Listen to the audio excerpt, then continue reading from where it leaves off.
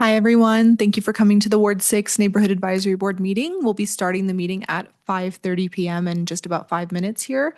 If you'd like to give public comment on today's agenda, please fill out the public comment form up front and return it to me. Thank you.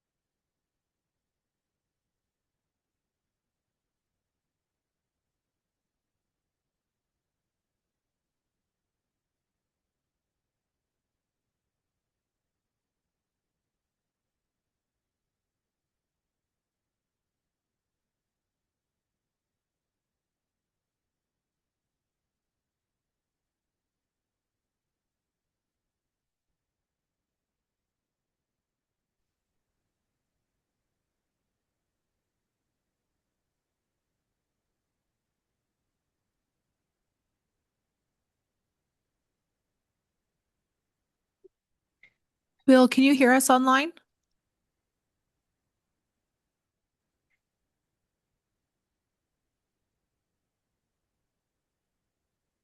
Bill, can you hear us here in chambers? Yes, I can. Okay, great. I'm gonna promote you to a panelist. So if you get a pop-up that that lets you accept it, you can do that. But otherwise, you can just mute and unmute your mic as needed. Great. Hey, Bill, don't let us forget you're up there, because you're kind of like the eye in the sky tonight.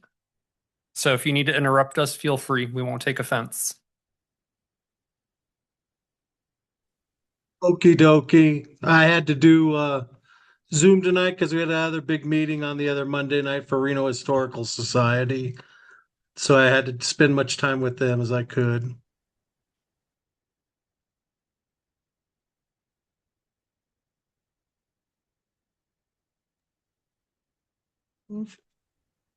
Mm.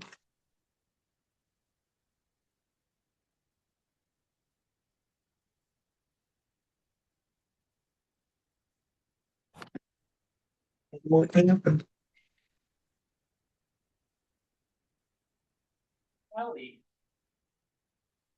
am ready to start the meeting. Can you go ahead and call roll and verify the presence of a quorum? Sure please? thing. Brad Conway, Here. Tyler Hinman, Here. Alina Johnson, Julia Moreno Fritz, Sarah Collins, Kimberly Rossiter, Bill Newman. Here. Also present is Councilmember Anderson and Council Relations Liaison Jennifer Alvarez. Just a reminder to the board, please make sure you unmute your mic before you speak. Thank you very much. All right. Moving on to agenda item A2, which is going to be public comment. Do we have any public commenters tonight? I do not have any public comment registered for this general public comment section. Thank you, Callie. All right, moving on to agenda item A3. We need the approval of the agenda from the October meeting. That's for this meeting. For this meeting. I'm sorry. No, you're right. It is for this meeting. I'll be fine. All right. I will go ahead and put out a motion to approve the agenda as it stands for the January 5th, 2026 meeting of the Ward 6 Neighborhood Advisory Board. I will second that motion.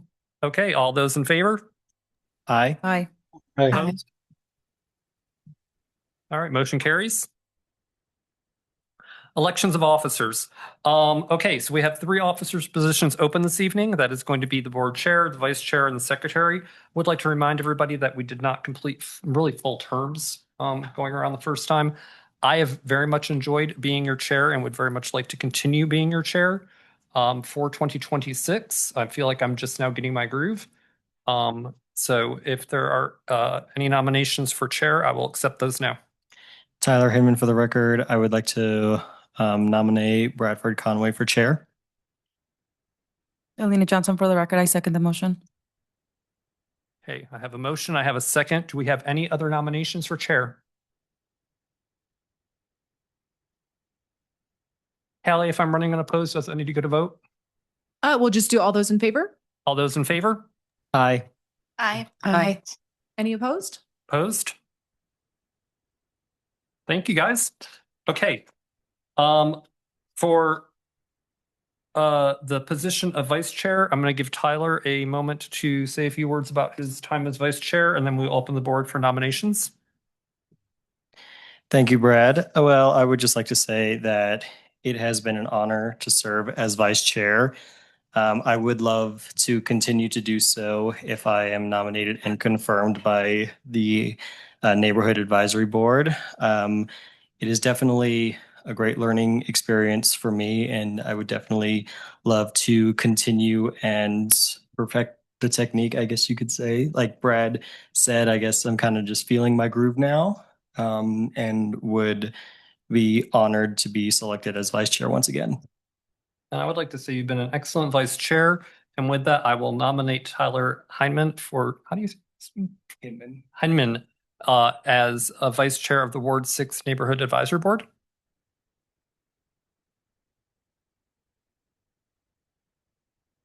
I have a nomination. Is there a second? I second. Okay, do I have any other nominations for vice chair? With no other nominations, all those in favor say aye. Aye. Aye. Opposed? Ayes have it. That was unanimous. And for position of board secretary, I would like to give Ms. Johnson an opportunity to speak about her time as secretary. Thank you, Alina Johnson. For the record, it's been my pleasure to serve as your secretary, and I would also love to continue serving. Alina, I want to say before I open this up for nominations, thank you so much. You bailed us out 3 months ago when this came up. I can't think still of anybody more suited to do this job. It is a big lift, and I really appreciate you doing that.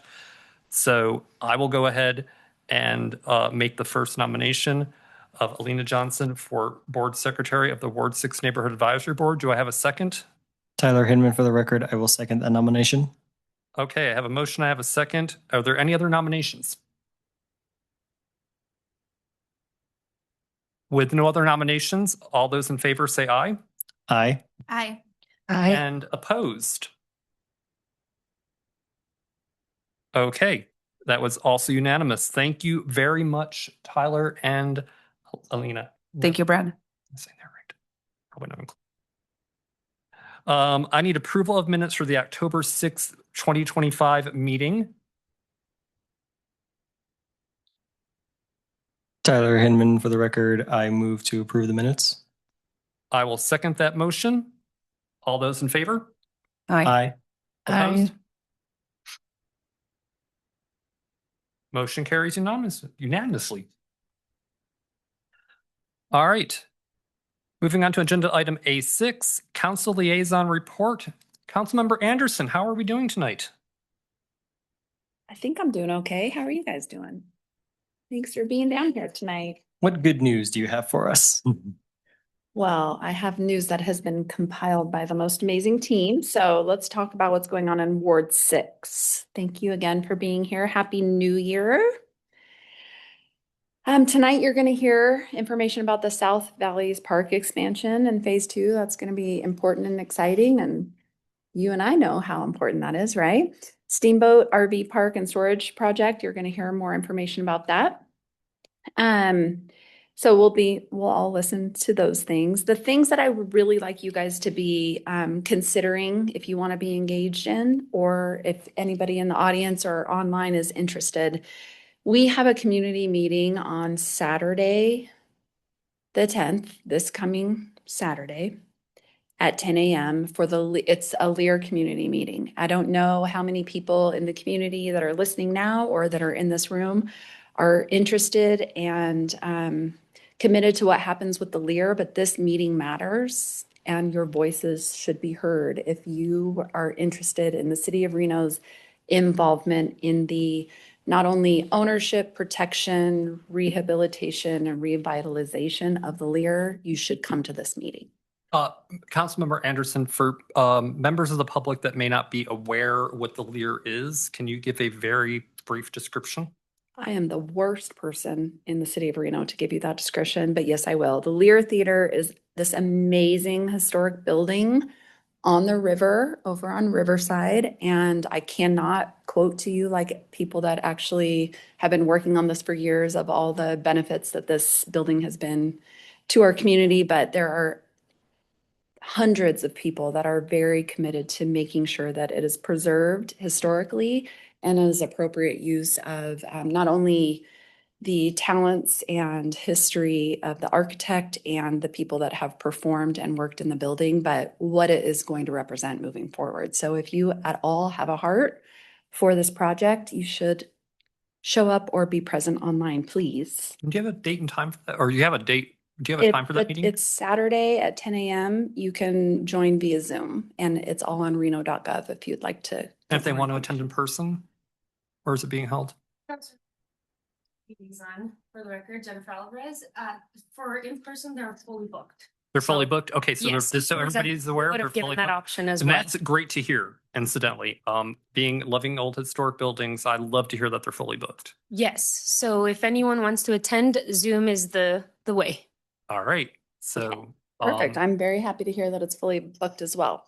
Also, there's more people in this community that are better better at describing how important that meeting is than I am. Second thing, the 40th annual Dr. Martin Luther King Interfaith Memorial Services on the 18th of January at McKinley Arts and Culture Center. If you would like to join us, that's at 4 p.m. One other thing I wanted, or there's two other things I wanted to talk about. One is our Access Advisory Board. It meets quarterly on the first Tuesday, and we need some more board members. So what I'm asking, this is the board that really looks at all the ADA options, things that we should be looking at from a disability and from an access perspective around the city, everything from bus routes to sidewalks to whether or not it's appropriate to have a therapy dog or anything in any place in the city. We are looking for improvement, we're looking for feedback, and we're looking for members of this board that are willing to come in and give us that feedback. So if any of you are interested or you know people in the community that would be interested in being a candidate for this board, please send them to Reno.Gov, have them apply. We are very interested in interviewing members for this board. And the last thing is that I'm not sure how many of you are familiar with Triana. It's a condo and townhome development that's on Double R between Double Diamond Parkway, Double R, and Longley. And recently the city has dedicated or decided that there needs to be an improvement in the pedestrian walkway there. So there's going to be a new beacon lit pedestrian walkway. We're not exactly sure where, but two things have happened in that intersection there in front of that townhome property that I think we should be aware of. First, it is no longer legal to do a U-turn in front of the Triana neighborhood on Double R going north or northeast towards Longley. So that's going to improve pedestrian access there. It's also going to improve traffic there. Second thing is pedestrian crossing at that area those signs have been taken down. The pedestrian crosswalk is going to be moved. So that's something to look forward to. And there will be an announcement very soon about where that crosswalk is going to go. So it'll be between the IGT intersection and Longley, but it'll improve pedestrian safety in that area tremendously. So look for that. And that's my report. Okay, if you can stay at the podium for just a second, Councilmember Anderson, I just want to say on that last item, I live right by there, not far, and I travel that route very frequently. It is a thrill to hear that we're making those changes. Councilmember Anderson, as you well are aware, that stretch of Double R can be hazardous. So any improvements that we make there are vital improvements. If you need feedback, if there's any feedback this board can give you regarding that area, please reach out and let us know, because I'm more than happy to go out and do community outreach, whatever it takes, because it is dangerous. That whole little stretch right there is getting kind of hairy, and it's just the natural organic growth of Reno. Yeah, thank you for that, Mr. Conway. And there's two very well-informed and active residents there that are on their homeowners advisory board that have brought this to the city, and the city's been responsive. And more importantly, our partners at RTC have been very responsive. So it's a teamwork environment, and we're excited to put that pedestrian crossing in there. All right, thanks. Okay. Moving on to agenda item A7, staff liaison reports. Thank you. Callie Shai, staff liaison for the record. I've got a short training today and some other general updates and reminders.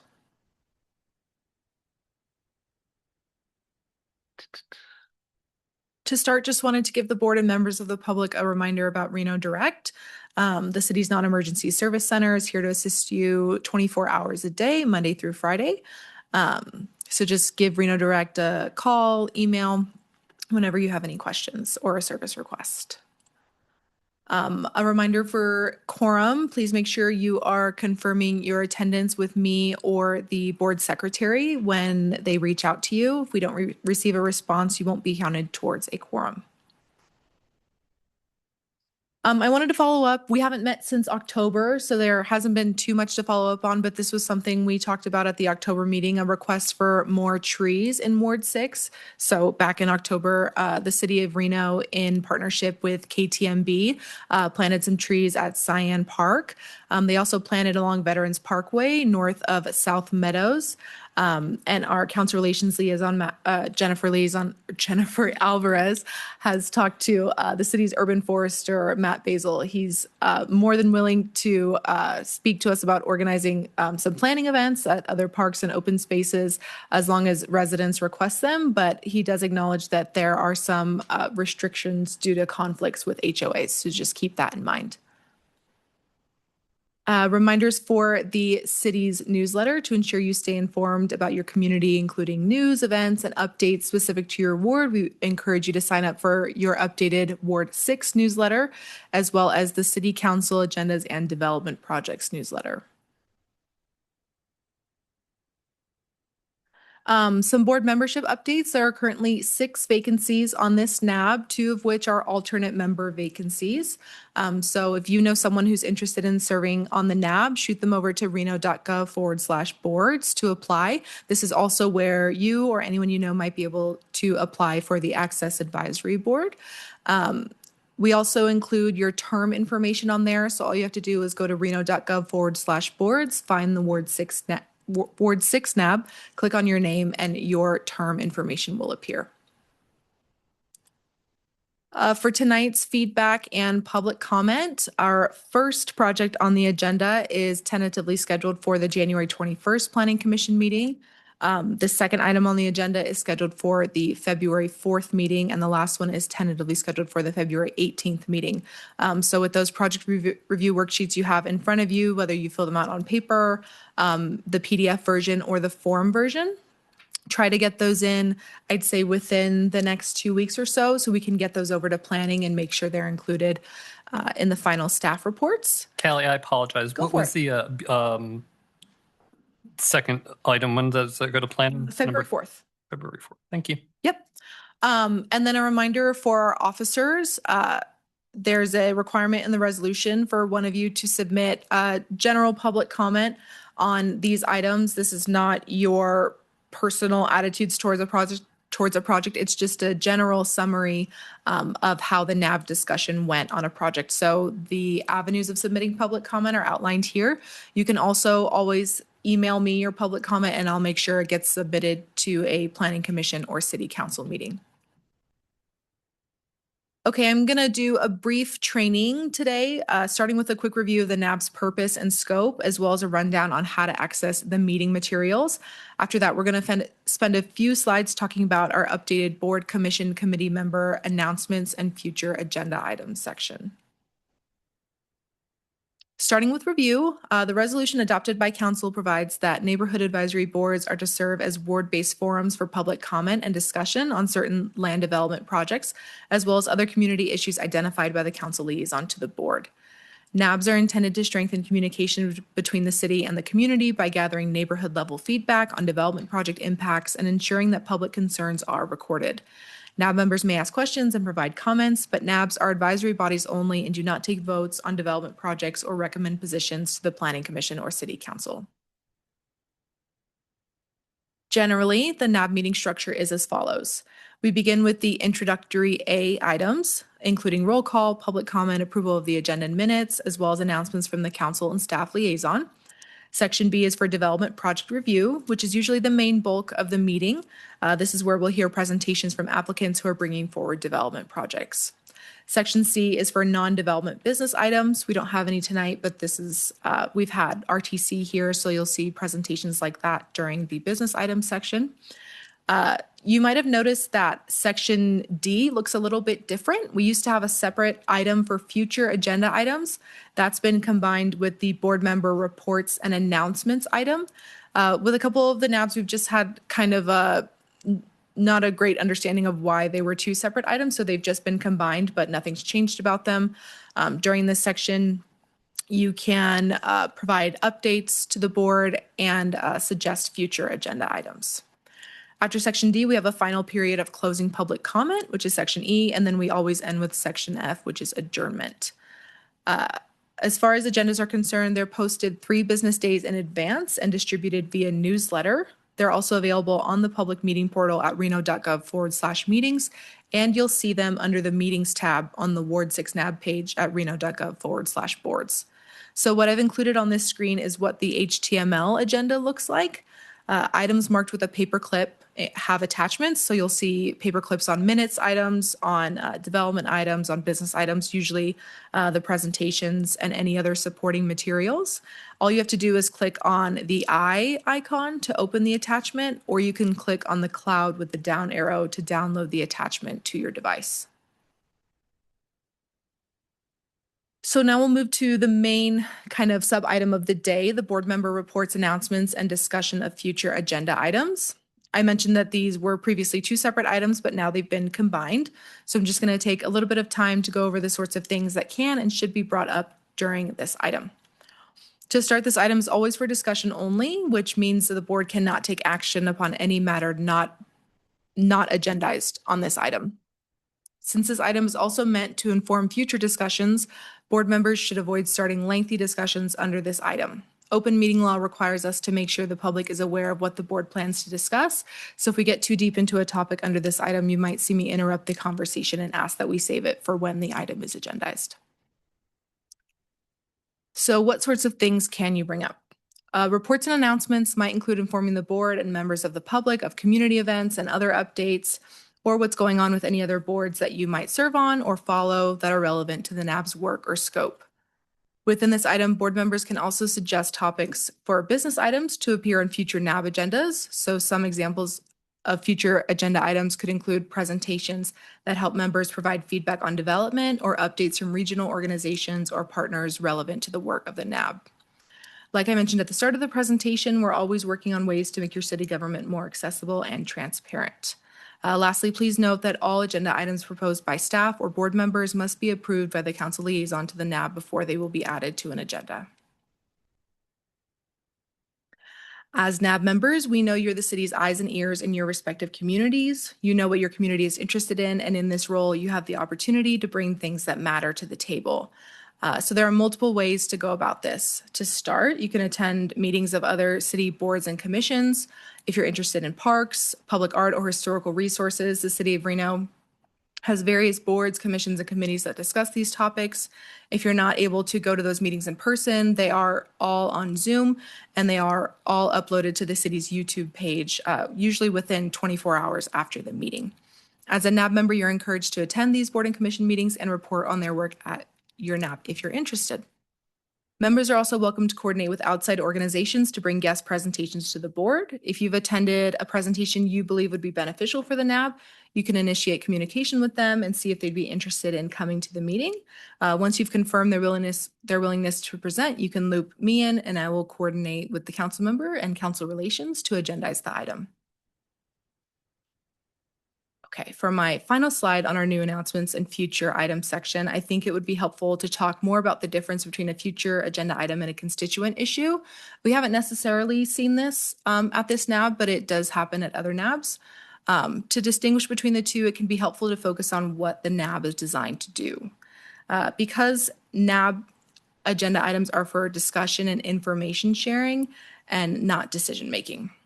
Items like presentations from RTC or other community partners allow the board to hear updates, ask questions, and learn about upcoming initiatives. These types of topics benefit the full board and the broader neighborhood. Constituent concerns, however, are often specific to an individual property or service request, case, and discussion at the NAB may not lead to a solution. In these situations, residents will get faster and more effective support through Reno Direct or by working with council relations staff who can connect them to the right city team. We still absolutely encourage neighbors to bring their concerns to the NAB so we can help guide them to the right place. The goal is to ensure residents receive the quickest and most effective assistance possible. With that, I just wanted to leave you with some resources. You can always contact me for any NAB questions and help coordinating presentations with our council relations liaison. For information on board and commission meetings, you can visit the city's calendar for meeting information or go straight to the meeting portal at Reno.Gov/meetings.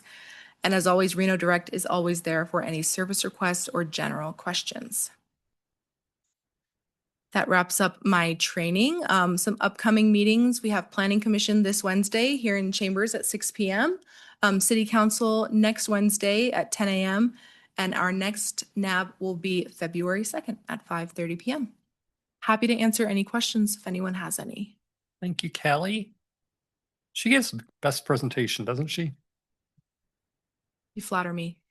I do, but no, it's the truth. It's you are always give the best presentations. Thank you. I didn't cut you off this time. You Happy to be cut off anytime. I don't even remember. So last time we convened, she got through her first slide, and I was like, "She's done."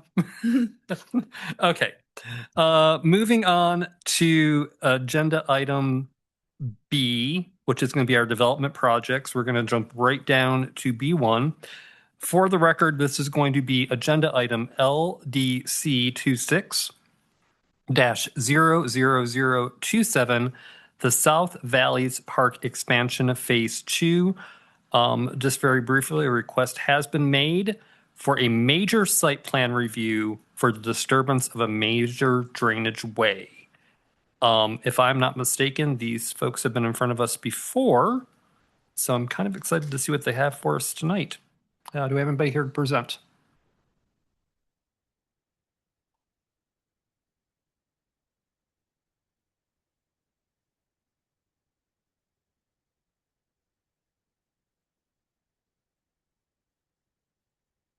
For the record, I'm Greg Lyman. I'm with a company called Dow. I'm hired by the county to be their engineer. And if you remember, we were here a couple months ago about a zoning change. The zoning change, there was that difference between the master plan and the zoning about being parks. And so we've got that taken care of now. We're now zoned as parks. Giving some background here, you'll see at the bottom of the image a few parking lots there. The ones in gray were already built as part of phase 1. And then the bold one on the left and there's a bold one on the right of the fields are proposed in this phase to continue to add parking. And then we want to build these 2 baseball fields, or technically they're softball fields. And the Little League, the county's working with the Little League. They're designated for girls softball. There's not a lot of fields that are exactly right for them to play, and these fields are laid out to be exactly right for girls softball. The funding for this project comes from the Pennington Foundation. It's not county dollars. It's not any other dollars. This is a grant that they wanted to do to support these softball fields. A couple details about it. There's no lighting around the fields. That's something the Little League might pursue in the future, but right now these are just basic fields. You'll see a long tail going up to the top of the screen and off to the right to make the traffic work in that park. It was necessary to get us a 3rd entrance, or technically it's the 4th, but there's congestion trying to get in and out of the park at Wedge Parkway. And so this was a requirement of the city that we put that in. And this is where the major site plan review comes. And that's why we're doing this right now, is because that does cross a major drainage way. Right now, water comes out of a channel in the apartments to the left, and it sort of spreads out across these fields all the way down to Virginia. If the storm is large enough, it will overtop Virginia and continue in a ditch on the other side of Virginia down to Steamboat Creek. Because funds are really limited with the Pennington Foundation grant, we are just putting in nominal culverts. They're 36 inches, but that's not big enough for the full storm. So the flood water would continue to go in its exact same course. It would spread out, sheet flow across the fields down to Virginia. We'll build the road right at grade, so it'll go right over the grade. And then that's the stretch to just get this part done with the Pennington Foundation. And then you'll see up towards the top of the screen, more gray fields. There's 2 more baseball fields. There's a dog park. There's a flat field, like just multi-purpose, and then 3 soccer fields there. All those would be future phases. The county doesn't have money to build those right now, but there's they're actively applying for grants and things like that. The Little League is also actively applying for funding and looking to see how we could continue to build those fields. So that's exciting, but I can't promise you that any future would come. When the future does come, the floodway would be channelized into a series of large box culverts and pass through the park without running over the developed sports fields. Can we jump to the next image? This is just a quick view of only this phase together without the full build out stuff shown. That gives more of an idea of what we're trying to do right now. And then there's the next one. This shows our landscape layout. There'll be 3 of these in a row, but we just wanted to zoom in a little more so you could see the number of trees we intend to plant, bushes, landscaping. Obviously, the fields will be grassed, and there'll be some grass around the perimeter. That the little building in the center towards the top is a restroom and concession stand. But maybe we could jump to the next one. There you see continued trees, and then I think there's one more. Yeah, this is just the additional parking lot up off of Reno Ice Way up there. So that's it. I don't have a real PowerPoint presentation. I think it's fairly basic. We want to build additional fields at an existing park, but we're hoping to show that to you and answer any questions if we could. Thank you, Mr. Lemon. If you could stay at the podium for just a moment while we ask you some questions. Sure. I'm going to start off by saying I've actually read your application, and it's a long application, but it's well done. It is tricky to cross the drainage. That's the big thing. No, it was very well done. Yeah. This, as you probably caught from Councilmember Anderson, is something the neighborhood, I know Kimberly, you're quite excited about this. I think when you were here last time, the general consensus of the board was excitement. And I want you to start off the conversation and the discussion by saying, I want to continue that excitement. It is such a rarity to have somebody come in and build a park without city funds. You never see it. Ever. And you are opening up something for our city and not really asking for a whole lot in return. Yeah, we have a lot of good partners, to be clear. I just want to be very, am I the only one baffled by this? This does not happen. It is a little baffling, isn't it? Yeah, the little on the baffling side. And so the fact that it has to be staged out, we get it. But I have no objections. I have no questions regarding this. I do have I'm going to take that back. I have one quick question, and I'm going to turn over to the rest of the board. Right now, the natural flow of spillage or overflow is that it would actually just flow through that field over South Virginia and into the creek. Yeah, it's a man-made channel on the far side of Virginia, and there are culverts under Virginia. It's just in the really big storms there, the culverts aren't big enough. But okay. And to be clear, the waters wouldn't go over these fields that we're building right now. This would be in the open pasture behind the fields, and then as we develop that open pasture into more grassy fields, that's when we'll channelize it. So nothing you're doing with this proposed site change is going to impact the flow of flood water with any significance at all. Yeah, that's correct. It just crosses that driveway that we have down to Virginia Street. Okay. But we purposefully built the driveway at grade so that we wouldn't back up anything. Okay.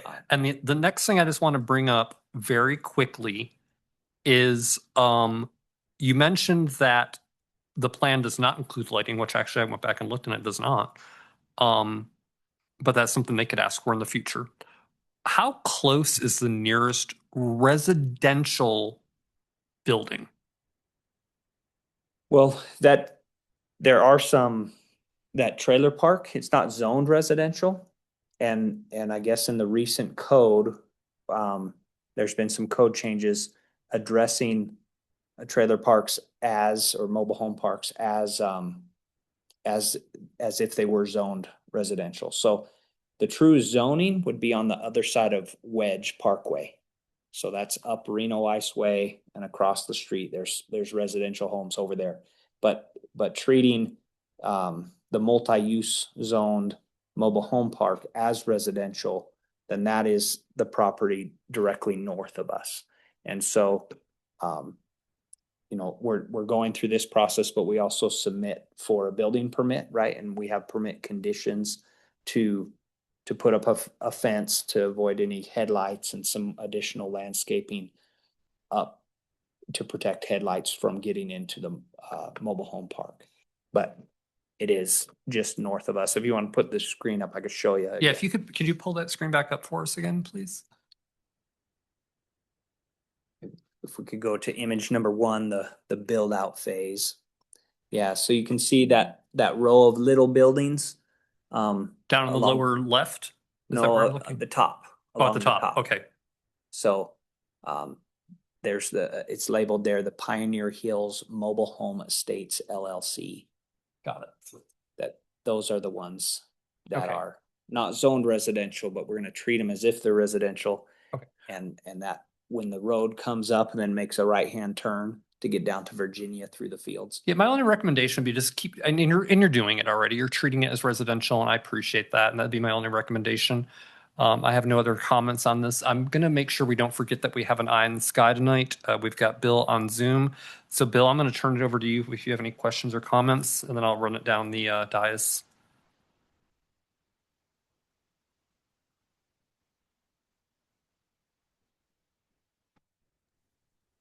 Bill Newman for the record. I just have the one question about the funding of this channel thing. You said at the moment we don't have funding, but you're going to get funding later to improve that? So we have funding from the Pennington Foundation to do these first 2 softball fields that we have proposed here tonight. It's the future phases.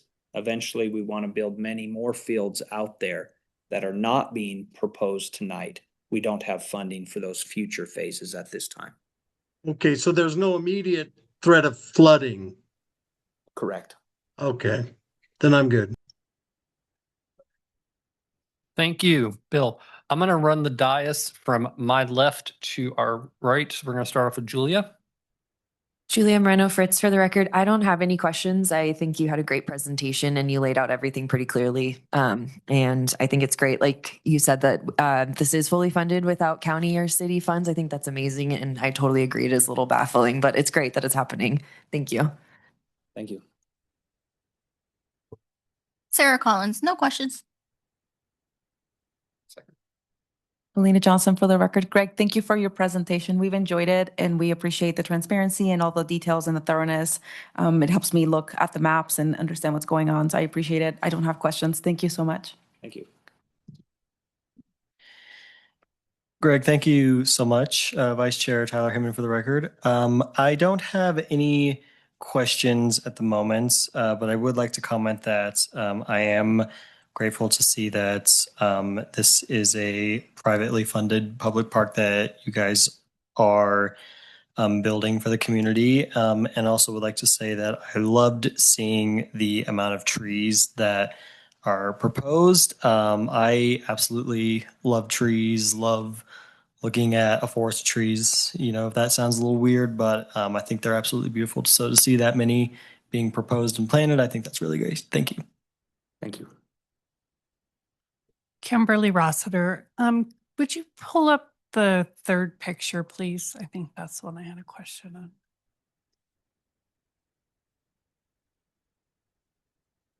Way to make it bigger. Sorry, 2nd picture. Are you guys crossing over a private drive over on Virginia Street there? I thought it was pointed out on the drawing.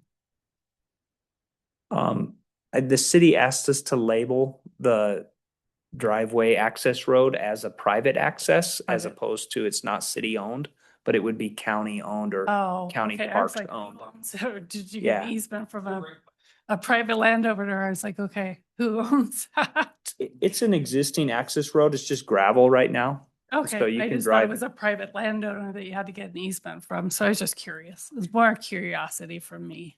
it coming from the city, but it should say not city owned. Okay, thanks. That was my only question. Thanks. I'm thrilled to see the enthusiasm from the board on this project. I I can't say enough good things. I said you are actually, I believe, one of the first presenters in front of this board that's seated right now, and I'm still amazed every time you get in front of us. So I just want to thank you for that. Well, appreciate it. All right, thank you very much. Chair, I do have public comment on this item. We do. Yep. Okay. I've got one person, Wesley Muse.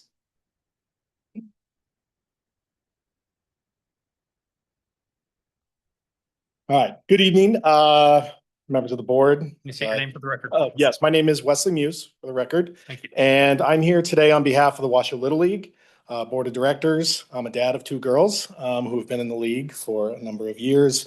And I'm here to not only represent the Little League, but also to share our strong support for this expansion project and what it can mean for our league and before it goes for the Planning Commission on the 21st. A little bit about Washoe Little League. We have been serving the South Valleys or South area for about 65 years. The league was in inception. The last 35 years, we have been in a private-public relationship with the county for the maintenance of the South Valleys parks and fields. There's 4 fields down there currently, lights, scoreboards, bleachers, and we share with the county the upkeep of the fields. We also have a large membership board of 39 members that also keep up the fields. 2021, we had a softball organization that was made a part of our Washoe Little League officially. However, our organization's female softball athletes don't have access to the same facilities as the boys. Due to current field capacities, our program now short-term leases permits both with the city of Reno at DePoli and also Washoe County fields, both at Damani Ranch and Galena, which is where our girls play. Unfortunately, those fields aren't promised. As the programs, both at Damani and Galena, continue to expand, we may lose the permitting on those fields, and then our girls wouldn't be able to play at the same amount that they've had. The approval of this project is crucial to the step in dedicating fields for the female athletes. As it was said, the Pennington Foundation has graciously dedicated the money to these fields specifically for girls' sports, specifically for softball fields. Plan is to continue to start with 2 and grow to 4. Our Little League has also entered into a capital campaign to raise funds to supplement both what the county has done to add lights, bleachers, scoreboards, and to continue the project and to take it to its fruition and continue to grow those fields where we would have. A little bit about our girls program. 2021, seeing 200% growth in girls enrollment in the program. And in 2023 and 2024, our girls' 10 and 12U programs both were state champions. So new program, but we've taken it all the way and represented Nevada on the Little League side.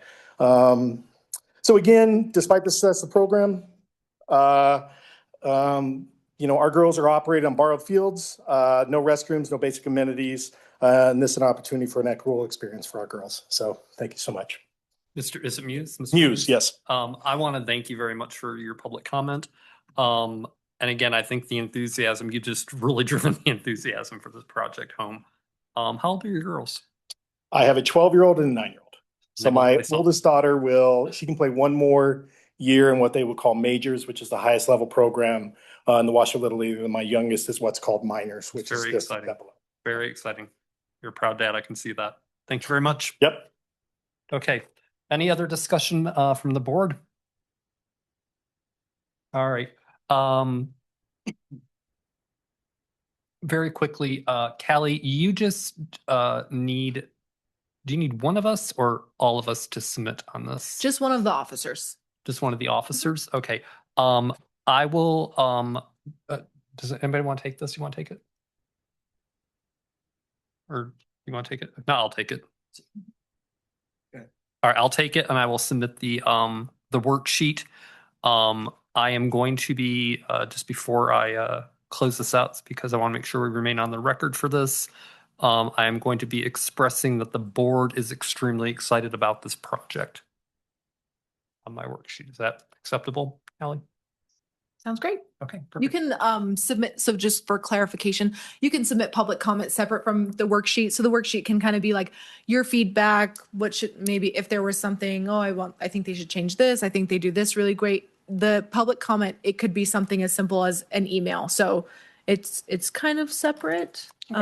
I'll call if I have questions. yeah. Okay, perfect. All right. Moving on to our, thank you very much for everybody that presented on that and spoke on that. Moving on to our next agenda item, and Cal, make sure I get this right. Do we do the presenters first or the public commenters first? Okay, perfect. Thank you very much. I would be lost without her, by the way. Okay, we are moving on to item B2, which is LDC 260030. This is the Steamboat RV and Storage. A request has been made for a conditional use permit, which we refer to as a CUP, to allow for a mini warehouse and a non-residential development adjacent to a residentially zoned property. Do we have anybody here? We do have somebody present because he's standing at the podium. How are you doing tonight? Good. How are you? State your name for the record. I'm Garrett Banks. Hi, Garrett. All right, let's see what you got. Thanks for having us here tonight. Appreciate it, advisory board. On behalf of Steamboat Commerce LLC, the owner of the subject land holding, we are submitting this application in support of a conditional use permit for the proposed RV and mini storage development.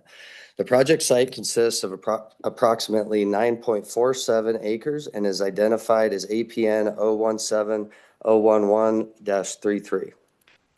The Steamboat RV Storage Project is a multi-building storage facility designed to serve the growing storage needs of South Reno and the surrounding areas. The development includes 600 square foot wood frame rental office to support on-site management, customer service, and facility operations, 5 fully enclosed pre-engineered metal buildings dedicated to the storage of recreational vehicles totaling 57,080 square feet, 11 two-story pre-engineered metal buildings for mini storage totaling 60,900 square feet, and 5 single-story pre-engineered metal buildings for mini storage totaling 35,200 square feet. In total, the facility will provide approximately 153,780 square feet of enclosed storage area. The site layout has been designed to accommodate safe and efficient circulation, safe access for both large RVs and passenger vehicles with adequate separation between structures for fire apparatus, access, turning movements, and emergency operations. The existing conditions: the subject parcel is currently undeveloped and vacant. The property is bordered by apartment buildings and the Washoe County School District transportation yard to the north. Residential and commercial development to the east, Steamboat Creek to the west, and undeveloped land to the south. With exception to the eastern boundary, the property is relatively level with a gentle slope from west to east. The slopes to the east grade moderately downward from east to west. A fill berm is located along the northern portion of the property. Do you want to know about the architectural and site improvements? I would be curious about I've actually got your application in front of me, and I've actually read this as well. Oh, before awesome. the meeting. But I would be curious about your architectural design just for the board's knowledge. Okay. The buildings are designed with durable, low-maintenance materials, including pre-engineered metal structures appropriate for the region's climate and screening requirements. The rental office will be wood-framed and architecturally enhanced to provide an attractive and welcoming entry along the street frontage. Site improvements include paved drive aisles, perimeter security fencing with controlled access gates, downward directed LED lighting, landscaping along the property boundaries, and key internal drive aisles, on-site stormwater collections and detention facilities, and the installation of required fire hydrants. So the metal buildings themselves, the taller ones are metal buildings, and we have articulation within the color changes and heights. Do you have a mock-up of what those buildings are going to look like? I do, and I don't have it with me. Okay. But yeah, we do have all that. We can Okay. submit that. And it's not, yeah, again, that's fine. Do you have anything else? No, that's Pretty much it? the gist of it. Okay. All right. I have two questions for you, and actually now I have a third comment I want to make. My first question is regarding fire. RVs store propane, correct? Correct. Yep. Okay. What does each storage unit have for fire suppression? There will be adequate fire suppression sprinklers. Okay. And then I'm not sure if this is really a concern, Councilmember Anderson, but I do want to note that there is a roundabout right there, just down the street from this. Am I mistaken? Okay. When buses run through there right now, so it shouldn't be a problem. You probably drive that roundabout more than most people, because I believe you live down there. But is there any concern with the size of the RVs and the roundabout? I don't think so. I mean, right now it's a pretty high traffic, our recreational vehicle pass going up to Geiger Grade, Virginia City. So, Okay. And then my third concern, I think, is I'm actually really for this project. And the reason why, just so the board has this, right now, if you drive around, especially let's just stick to Ward 6. If you drive around Ward 6, you can hit almost any street and there's an RV parked on it. And they cause a huge problem. One, they violate parking ordinances constantly because it's 48 hours. And two, they create a safety hazard because you can't see around them. They are big. I don't know how many I've turned into Reno Direct. So I'm very much for this project. We need RV storage. I would like to make sure that the buildings look appropriate to the neighborhood or the future of the neighborhood. That would be my only concern that I want to bring forward. There's a storage unit right down the street from where I live. It's on the corner of Offenhauser and Gateway, and it's a 2-story storage unit. They put in these fake windows on the second floor just to make it look more palatable. So they're fake windows. They literally look out into nothing. I mean, they're. But I remember when the building went up, and it looked kind of like a metal storage unit, and then they put up these fake windows, and it does make it a little more palatable. So I just want to throw that out there. Those are my only concerns. I'm going to start with Kimberly down on my right, and we're going to run right to left. I will not forget about Bill. I know you're up there in the sky tonight. We'll not forget about you. I was just curious on the access. Are they coming in off, is it Vesta or Geiger? So There. there's a driveway that actually and I should have I couldn't tell on the map. I was Yeah, looking so at there's a driveway. This is the most recent apartment complex. Geiger's up here. Okay. And this driveway actually comes on the backside of that apartment complex. And so this is our drive aisle into our site. Okay, I just couldn't tell because Google Earth isn't updated all the time. So I was like, how the heck are they? Yeah, if it doesn't show the apartments, that road is sometimes hard to see, but And I think it's also worth mentioning too, you are not offering 24-hour access there. No. Okay, and that was in your application. But I think that's important to point out. Right. I saw that. I just was curious on how yeah. they were going to access it. I couldn't figure it out off Google Earth. Thank you. I have no questions. You actually just answered the question I was going to ask right there. So whether it was going to be 24-hour access, but thank you. All right. Thank you very much. Tyler has nothing. Madam Secretary. Hi, Alina Johnson for the record. Nothing for me. Sarah? Sorry, I didn't want to click. Sarah Collins for the record. You said it was level with the ground. Is there any potential for flooding, or have you guys mitigated that? We have hydrology studies and we'll submit that with our permitting. Yes, there's no additional hydrology impact. Okay. Julia Moreno Fritz for the record. No questions. Thank you. Bill? No questions either. I think this project has the potential to be a huge win for Ward 6 and also for the city. Do you guys, just out of curiosity, is this going to generate tax revenue for the city? I think any revenue should generate some Form of tax revenue, Yeah. which is also needed. Yeah. So I think it's a great use of the land. I think it's a great location. I think this is yet another win project, but that's just me. Do any of my officers want to take on the joy of doing the form on this? If not, I'll take it on. Okay, I'll take it on. Hal, you're going to be getting a lot of emails from me over the next week. I'm sure you are.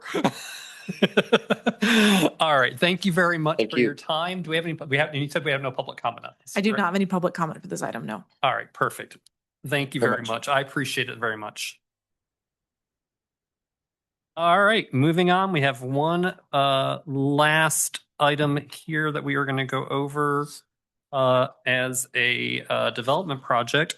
And that is going to be LDC 260024 Corin Ford on the Sierra Center storage lot. A request has been made for a conditional use permit to allow for the storage of 12 or more automobiles or trucks on site for sale or rental remote storage lot associated with an existing auto sales use of Corwin Ford. Do we have anybody here to present on that?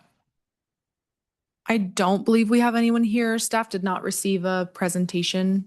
And I believe planning staff has not received anything from the Corin Ford applicant. I'm going to open this up and I'm just going to run the dais and I'm going to go last on this because I did a community outreach on this, but I want to make sure that everybody else has a chance to go. So I'm going to run the dais from left to right, and we'll start off with Julia, and then I'll go after Bill. Julia Moreno Fritz for the record. I don't have strong feelings either way about this. And I would just like a little more information, I think, on the project. I feel a little uninformed, so I don't know if I can like totally have a fully formed opinion on this. But thank you. Sarah Collins, I kind of second the previous speaker's opinions. I would actually like to see where this is located. I'm more of a visual person when it comes to this stuff. So do you know where the old Need for Speed is? The what? You know where Target is? Yes. You know where the next to Target there was Need for Speed? Distance. Okay. In that shopping center right there. Okay. Okay. All right. So it's right in front of the Need for Speed. Anything else? Nope. Moving on, Madam Secretary. Alina Johnson for the record. You know, those presentations that we get are really helpful. I'm a very visual kind of global learner. So when someone's talking and making eye contact and showing me the things and I'm going, where's north, right? Oh, it's in front of me and we're all talking about it. Makes a big difference. I do remember getting this. This particular one is the one I looked at when I got it. Those pink slips on my in my mail, but I just don't know enough about it either. And I have a feeling we're going to hear that a couple more times today. I think we are too. Tyler Hinman for the record. You are correct. I am not fully informed on this. In fact, the language here is kind of vague. I'm a little disappointed that we don't have a presentation tonight. Hopefully at the next meeting, we will have something. I guess one of my concerns would just be like the location and seeing if this is just going to be a place where people are going to be storing cars or something. I would like a little more information on exactly what this entails. Alina Johnson again for the record. Sorry. This might have been over the holidays, so I could be imagining this. Was it a storage lot for a car sales place? No. It was a parking lot for Need for Speed. And currently, if I'm Okay. not mistaken, I don't know if anybody on staff can confirm this, they are zoned to allow 12 vehicles to park overnight Okay. per parcel. There are actually 3 parcels there, is my understanding. And we're looking at 1 parcel. So that entire strip mall is broken into 3 parcels. Okay. And we were talking about the parcel right in front of Need for Speed and the pickleball court. Okay, Thank you. no problem. Kimberly. Kimberly Rossiter, were they already parking there and were asked to apply for a special use permit? That's what I think. I think I've heard that there's been some code enforcement activity on this parcel. Okay, Yeah. Kimberly, I can tell you they are currently actively using that lot. And that's going to wait till you hear my comments. So, Bill? I'm sorry, do you have another comment, Tyler? well, not a comment so much as a question, because cars are allowed to park there overnight. So what it sounds like is that this is continued day after day, and they just want to continue this, or? So cars, my understanding from what I've researched is that cars are allowed to park there overnight at a maximum of 12. They are asking for a maximum of 200. That's what they want the CUP to go to. Oh. Bill? Yes, I'm looking at the location of that Target parking lot. I'd be interested to know what they're gonna have, like a dealership there. Is it just gonna be a regular sales lot like down on Kitski there, of how that's gonna work in that neighborhood? So that's the only thing I'm curious about, is what the aesthetics and what the looks would look like. Okay. All right. I'm going to continue this conversation. I know everybody's probably anxious to get out of here. We've been up here for an hour, but okay.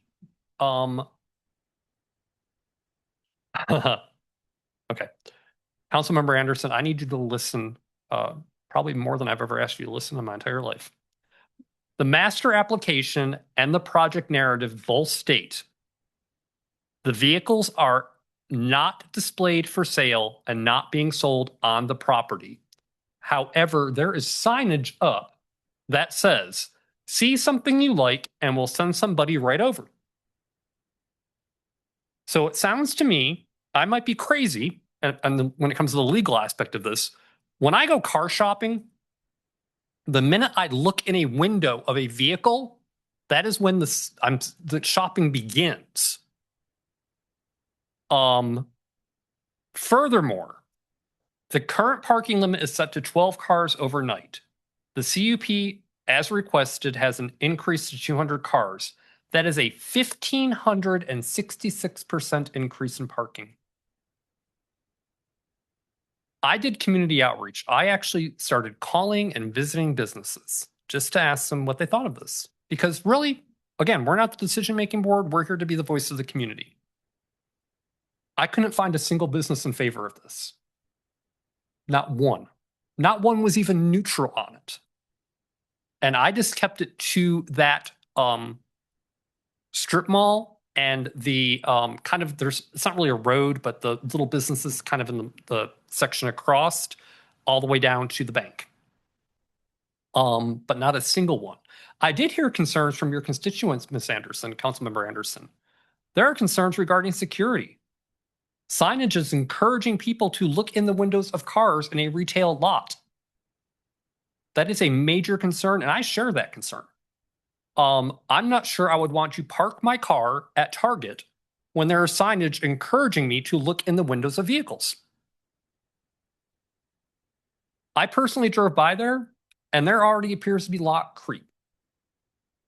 So I can't say that definitively. I did not count vehicles. I did not do a study on this, but it sure looked like there was a lot of cars on this lot, and they are way over their limit already.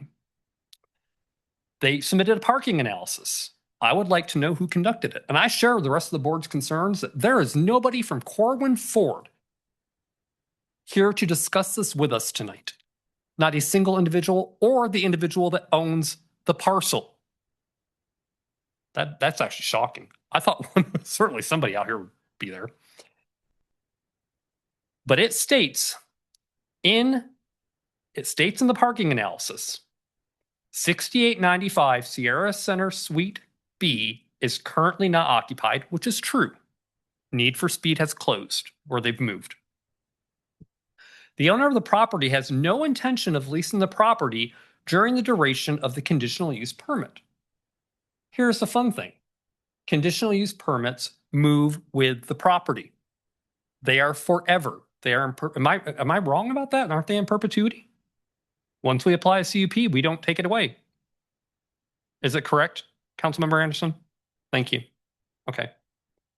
This thing is 7 ways sideways wrong though. What are their plans for snow removal? If they have all these cars, which is why, by the way, they probably don't allow parking on that lot overnight. If anybody's wondering why they don't want a ton of cars on their lot overnight, they'd be able to get rid of the snow. Where are they going to put the snow? We've had a very dry winter. We've been very fortunate. Where are they going to put the snow? What are their plans for keeping these vehicles clean? I know that I park my vehicle in my garage. I don't drive very often. I have a 2018 vehicle that sits in my garage, has 18,250 miles on it because I work from home. It will collect dust that's sitting in the garage. This could become and that's why car dealers, you drive by during the day, they're washing their vehicles. What's their plan for keeping the vehicles clean? What are their plans for security? Are we inviting thievery or nefarious activities? Who's going to monitor the count on this lot? And I have 2 more points I want to make, and then I'm going to read one quick paragraph, and we'll kind of get the feeling from the group, and we'll wrap this meeting up. What is the benefit to the neighborhood? So a CUP should be benefiting the neighborhood. What is the benefit to the neighborhood? Finally, how are the vehicles going to be moved on and off the lot? Sierra Center Parkway is a curve right there. If they're using transport trucks, that is a blind corner. It's already a fairly trafficked street. It could be extremely dangerous. So I want to know how they're going to get the cars on and off this lot. Does anybody see anything wrong with what I just read? Yeah, that is it. Yeah, go a little further down. Go down one more. Okay, yeah, that's it. Turn to your left. I don't know if you can. Are you looking to put the map up? Can you pull up? Yeah, pull this up for us. Thank you. Have the. Yes, that is it. Okay. Can you do me a favor, Callie, and zoom in on the right-hand side? It'd be my right of that building. Keep zooming in. Okay. So I believe, and it's really hard to say based on what they submitted, but I believe where we see that second curvature on the right, I believe that is the entrance to Need for Speed, and we're looking at rows 1, 2, 3, and 4 from the far right. And then if you want to zoom up just a little bit for me, Callie, keep going just a little bit. That's the blind corner I'm talking about. If you maybe go up a little bit higher, you'll see it. Okay. Now, I reached out to all these businesses. Even Target had concerns. I don't know. I don't know how many things are wrong with this. Now, I'm going to make one more comment, and then I want to open this back up for discussion. I think this is serious enough that we need to have another discussion about this. A conditional use permit is a mechanism used in planning and zoning to allow specific land uses that may not be standard for a particular zoning district, but could be compatible if certain conditions are met. We all agree with that? That's what a CUP is? Okay. The process involves examination of the proposed use to ensure the compatibility within the area and to mitigate potential impacts to the surrounding neighborhood or environment. I'm at a loss. I'm at a loss for so many things right now. I'm at a loss as to why there's nobody here to present on this. I'm at a loss as to why the application is contradicting the signage that's currently up. I'm at a loss as to why a business as large as Corwin Ford, who just went through planning to build their new beautiful dealership, is doing this. Complete loss. And I cannot find one. The most neutral comment came from Julia. who said she had no strong opinions on it. Did I miss that? Did anybody else have a neutral comment? Okay, I'm going to run this from, I just want to run this from right to left one more time for the benefit of Councilmember Anderson, because ultimately it is going to be her planning and city council that approved this. Am I correct in that statement, Councilmember Anderson? I'm going to run this again. You appointed us to be the voice of the community. This is your opportunity to let us be that voice. And I'm disappointed. I would hope you're sharing in this disappointment. I'm going to go right to left and see if anybody has any additional comments. I'll start off with Kimberly. I don't have any additional comments. I just know that they're already storing the vehicles. Yeah, they're asking for forgiveness and not permission, and they should know better. I don't have, well, I have many concerns with this, and I think it is absolutely outrageous that they are asking for forgiveness for this. I would like to ask if it would be possible to invite anybody from the surrounding businesses or anyone from the public to the next meeting to share their concerns as well, because I'm assuming that they would be the same concerns that we're having, I think the or challenge if there's here anything is new. One, getting people just to come to City Hall at 5:30 on any given night is difficult, Tyler. I want to say that in just in defense, because I actually directed every individual I spoke to Reno Direct to make their public comment. And from what I've read, there has been negative public comment on this, on made to planning, not to this board. And furthermore, the other issue is I don't want to keep kicking this can down the road because they are already utilizing the lot. They are in violation by 1,500 per. Does anybody get the grasp of 1,500%? Moving on. Thank you, Brad. Two questions. One, well, actually just one question. When you were reading the definition of the CUPs, that's from the city of Reno, just for my notes, for the city of No, Reno. that is not from the city of Reno. Okay. That was a generalized AI generation of a CUP. Thank you. That's But I think it's helpful too, fairly yeah. close to what a CUP Yes. would meet. Councilmember Anderson, would you like to take the podium Thank so we you. can get you on record? No? Okay. Thank you, Brad. That's it. And the when you were quoting, that was also AI. What I quoted was AI. That's the quote okay. of a CUP. Okay, also helpful. It was just a Google search of what is a CUP. But a CUP should benefit the neighborhood. I mean, the bottom line is you should be, if your parcel doesn't fit what the need is, it needs to benefit the neighborhood. Thank you, Brad. No problem. Sarah. Is it possible that we put this on the next agenda? Because technically this doesn't go before the city council until the 18th, and our next meeting is February 2nd, right? We can reach out to them. From what I've heard from planning staff, they've been unresponsive. So we can attempt to reach out to them. We heard from, I'm not sure what the coordination is, but planning heard from someone that Corwin Ford has been unresponsive, so they weren't going to be able to make it tonight. So we can continue to reach out. I think the tentative planning commission date is February 18th. So we can I would try. like to also note there is a memorandum, and I haven't forgotten about Julia or Bill. There was a memorandum dated December 17th to Vanessa Tobit. Councilmember Anderson, I'd be curious if you have a copy of this memo from Leah Picotti. I hope I said her name correctly. Who's our associate planner. Not good. There are actually other conditions that they're violating for storage. Some of those conditions are setback. Some of those conditions are screening of an outdoor storage facility. None of these conditions are being met. This is not the right lot for this. I'm going to move down to Julia. I'm not done.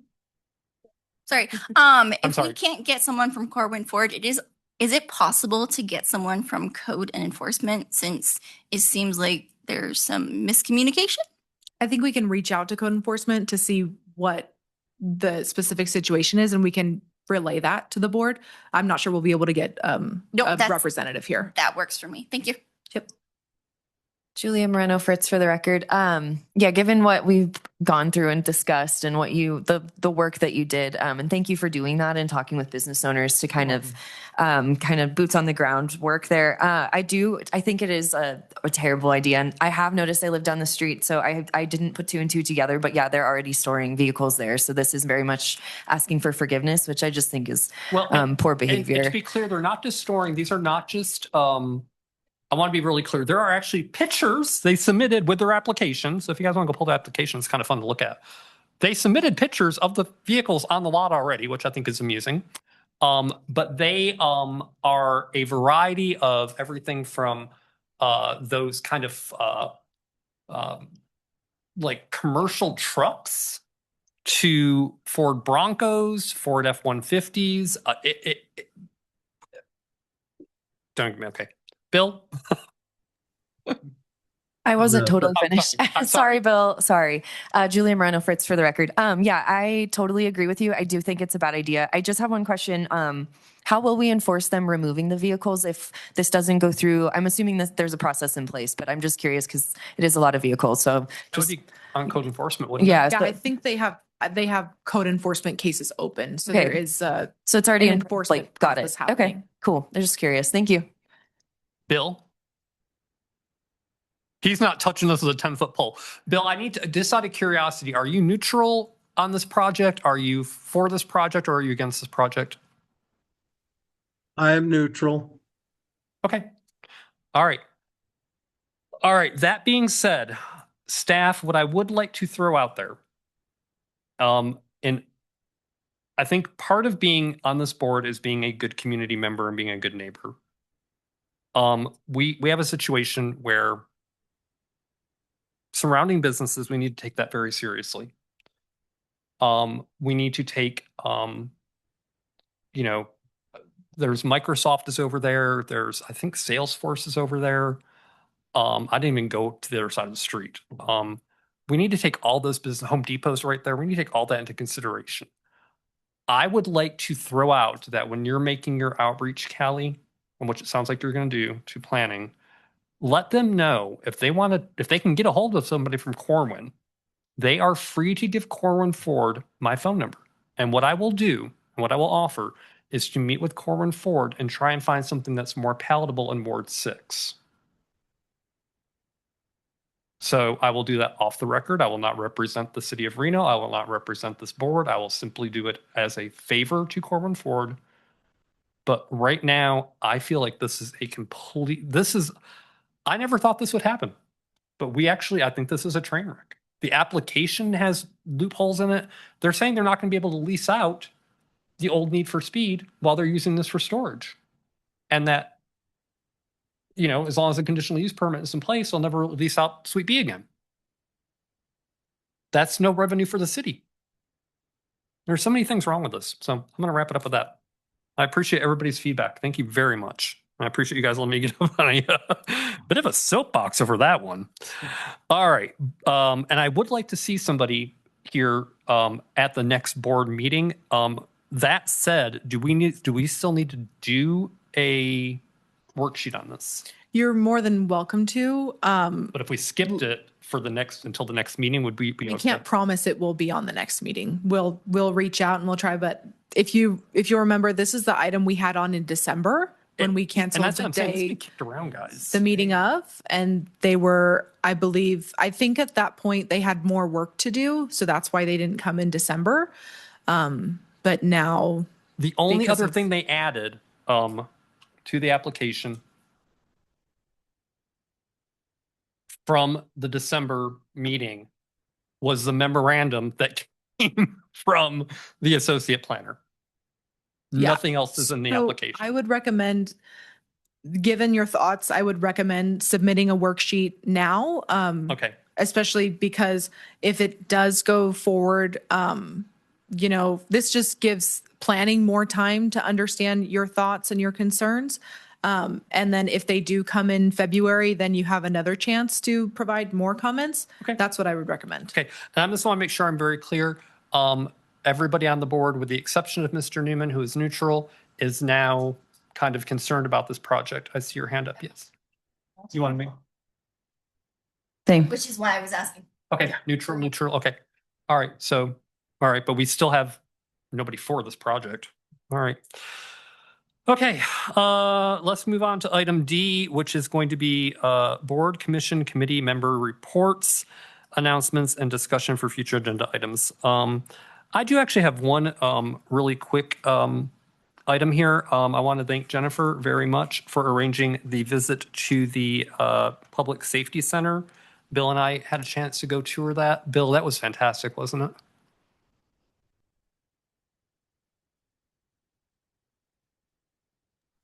Well, I cannot say about fantastic. It was interesting, but that's as far as I'll go. It was interesting.